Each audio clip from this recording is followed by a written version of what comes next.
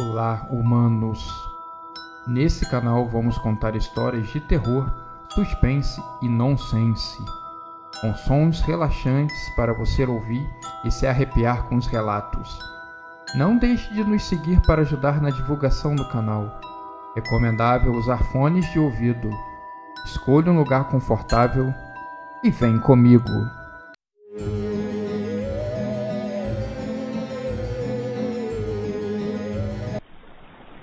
Me chamo Dolores, e na época eu acabei passando do ponto onde eu poderia ter me separado.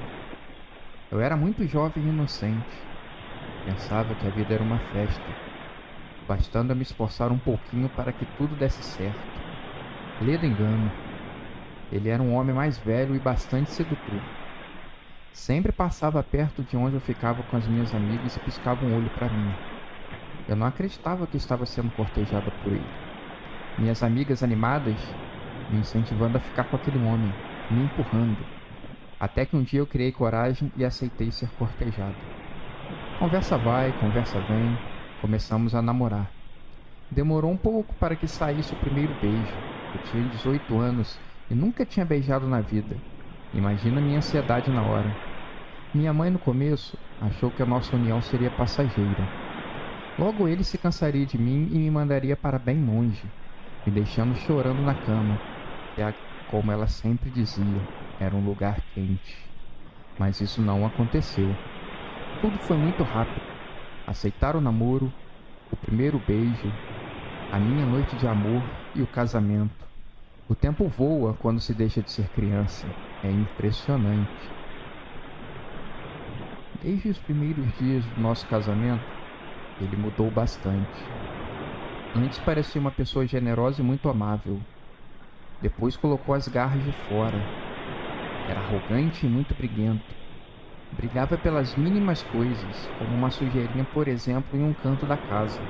Ele dava extrema importância para isso. As brigas pararam por um tempo, quando eu anunciei que estava grávida. Esse período eu posso dizer que foi o melhor da minha vida. Ele me tratou bem. Ele estava voltando a ser carinhoso. Comprou uma porção de presentes para mim. Decorou o quarto da criança. Ele ficou ainda mais feliz quando soube que seria um menino. Decorou o quarto com um tema de futebol. A vida naquela época era maravilhosa. Mas uma vida assim tão boa pode virar rapidamente. Quando eu perdi a criança, ele não entendeu meu luto. Sempre achou que o seu era maior. Vivia me recriminando, me xingando, dizendo que a morte da criança era culpa minha. Começou a beber demais, chegar tarde em casa. Desde antes ele me dava uns beliscões. Depois começou a me dar uns tapas. Estava com medo de um dia chegar a agressões ainda piores. Se esse dia chegasse, eu estava decidido que voltaria para minha mãe. Não teria mais como suportar. Comecei a desconfiar que ele estava me traindo.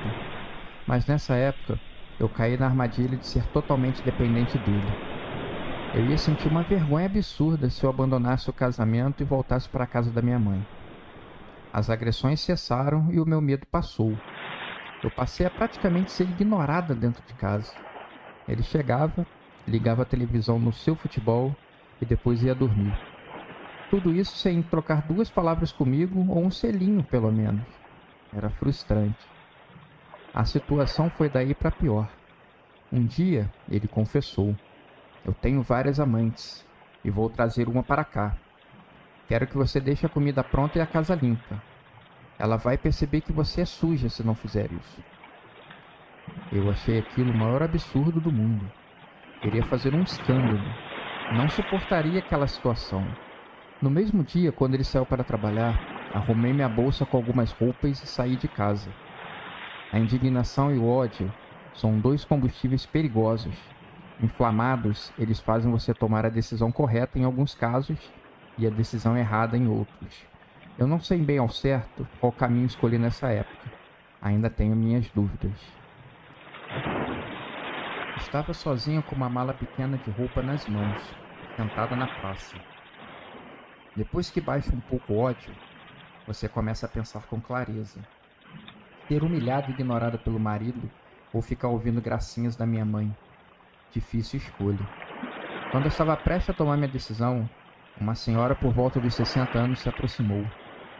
Usava algumas bijuterias no rosto. Suas roupas eram folgadas e bem coloridas. Ela também parecia estar lendo a agonia através da minha expressão facial. Chegou perto de mim e pegou devagar a minha mão. Senti que suas mãos eram fortes e calejadas. Esse toque inspirou em mim uma tranquilidade boa. Ela falou: "Sinto uma grande agonia atarefando seu coração.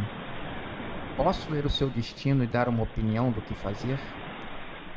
Por um momento, eu hesitei. Se ela fosse me pedir dinheiro, eu negaria. Na real, eu não tinha nada. Ela pegou a minha mão e começou a caminhar pelas linhas da vida, fazendo certos sons esquisitos com a boca e franzindo a testa a todo instante. Depois de uma leitura minuciosa, eu não precisei falar nada. Ela sabe-se lá como, sabia de tudo. "Você deve largar esse marido abusivo imediatamente. Venha comigo até minha casa, que eu vou te mostrar como." Olha, eu acho que a maioria das pessoas nesse momento daria o fora. Inventaria uma desculpa e ir embora. Mas aquele semblante calmo me inspirou a ir atrás dela. Acho que quando você começa a perder a esperança, se agarra a qualquer tábua como a salvação. Andamos bastante. Entramos por alguns becos, até que chegamos a uma casa muito simples, sem acabamento do lado de fora. Percebi alguns olhos me espreitando pelas pequenas janelas dos vizinhos. Deveria me preocupar? Ela pediu que eu ficasse esperando, que ela já voltava. Não demorou muito e ela veio com uma bacia e algumas coisas na mão. Começou a fazer uma mistura enquanto entoava uma canção em um dialeto que eu não conhecia. Parecia que estava fazendo uma espécie de bolo de pote. Assim que ela terminou a mistura, se virou para mim e disse: "Faça seu marido comer isso. Só isso que você precisa fazer. Em hipótese alguma, você coma isso." Me assustei com essa revelação. Não sou do tipo de mulher que tem instinto assassino ou algo do tipo. Sou uma mulher da paz. Novamente, ela lendo meu rosto, tratou de me acalmar. "Não se preocupe. Não é nenhuma espécie de veneno. É um feitiço. Esse feitiço vai tornar um homem muito apaixonado por você. Te dará o mundo e nunca mais pensará em traição ou algo do tipo." Na hora, não sabia se era uma coisa boa ou ruim. Poderia fazer ele se apaixonar e pagar na mesma moeda, trazendo amantes para casa, ignorando e etc. Vingança. Acho que eu merecia. Agradeci a velha e fui embora. Chegando em casa, fui tratando de fazer um bolo usando a massa recebida. Quando coloquei no forno, orei a Deus para que me perdoasse. Quando retirei, fiquei na dúvida se levava o plano para frente ou não. Entrei em um pequeno desespero, quando lembrei que ele disse que traria uma amante para casa. Como evitar que ela comesse o bolo? Poderiam os dois se apaixonarem por mim? Esperava que não. Ele chegou sozinho do trabalho, muito cansado, como de praxe. Se jogou no sofá da sala e abriu uma cerveja. A única coisa que ele falou comigo é se tinha alguma coisa para comer. Tem sim, pensei baixinho comigo. Logo peguei o bolo e levei para ele. Fiquei de longe olhando a sua reação. O bolo não tinha um cheiro lá muito agradável. Vi quando ele encheu a boca com um enorme pedaço. Pouco a pouco ele acabou de comer e jogou o prato de lado. "Bolo horrível. Faço melhor da próxima vez." "Vou fazer." Novamente pensei baixinho. Deitei na cama com a minha melhor camisola. Segundo a misteriosa mulher, a noite prometeria bastante. Acontece que não aconteceu naquela noite. Na verdade, não aconteceria nunca mais. Fiquei horas esperando na cama e nada do homem aparecer. Quando cheguei na sala, ele estava caído no chão, sem respirar. Eu imaginava se ele já estivesse morto. Chequei o seu pulso. Chorei de medo e aflição. Meu marido tinha morrido. Tratei de recolher o prato e o resto do bolo. Joguei no lixo do vizinho do outro lado da rua e chamei a ambulância. O laudo que eu recebi mais tarde do hospital foi de um infarto agudo. Ele estava com várias veias entupidas. Bastou uma romper que já era. Parece que nem ter sentido dor. Algo rápido e automático. Respirei aliviada com essa conclusão. Ninguém falou nada de veneno. Com o dinheiro que ele tinha deixado, pude me sustentar um pouco. Arranjei um trabalho como caixa de supermercado e a vida seguiu. Aos poucos, tentava tirar da cabeça a vontade de ir na velha e contar o que havia acontecido. Mas sempre achei melhor não. Em um belo dia, comecei a ser cortejado por um cliente que vinha sempre passar no meu caixa. Acho que já estava na hora de dar uma segunda chance para o amor. Semanas depois, ele foi para minha casa pela primeira vez. Quando estávamos prontos para fazer amor, a desgraça ocorreu. Meu namorado viu um homem nu no teto do quarto, o ameaçando e xingando de todos os nomes. Quando ele me mostrou, soube que era meu marido. Corri apavorada para fora de casa, tremendo do lado de fora. Contei para ele que era meu marido e que havia infartado naquela casa. Ele se desculpou e foi embora. Nunca mais o vi. Nos dias seguintes, meu marido continuou aparecendo para mim. Fazia gestos de apaixonado, me mandava beijos, escrevia mensagens bonitas no bafo do boxe, visivelmente apaixonado. Quando a velha disse que ele seria tão apaixonado assim por mim, não imaginei que seria dessa maneira, como um espírito. Com o tempo, ele começou a me seguir no trabalho, quando eu ia no cinema, quando eu saía para comer uma pizza. Estava em todos os lugares.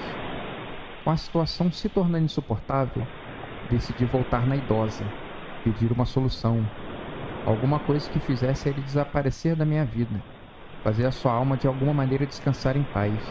Estava precisando. Eu senti que quando ela me viu, deu um sorriso sarcástico, mas se controlou para poder me ajudar. Primeiro ela cobrou muito dinheiro, praticamente todas as minhas economias. Voltei 2 horas depois com o dinheiro pedido e todas as minhas joias. Estava desesperada. Precisava ter a minha vida de volta. Ela me colocou sentada em um círculo de sal no chão, parecendo o desenho de um pentagrama, e começou a amassar coisas no meu cabelo. O creme era viscoso e gelado. Exalava um cheiro parecido com fósforo queimado. Aceitei tudo sem reclamar. Já estava achando que qualquer castigo seria merecido. Assim que ela terminou o preparo, colocou em um pote. Pediu que eu me levantasse e falou: na primeira noite de lua cheia, que será daqui a 3 noites, coincidência ou não, é o dia dos mortos. Uma data propícia.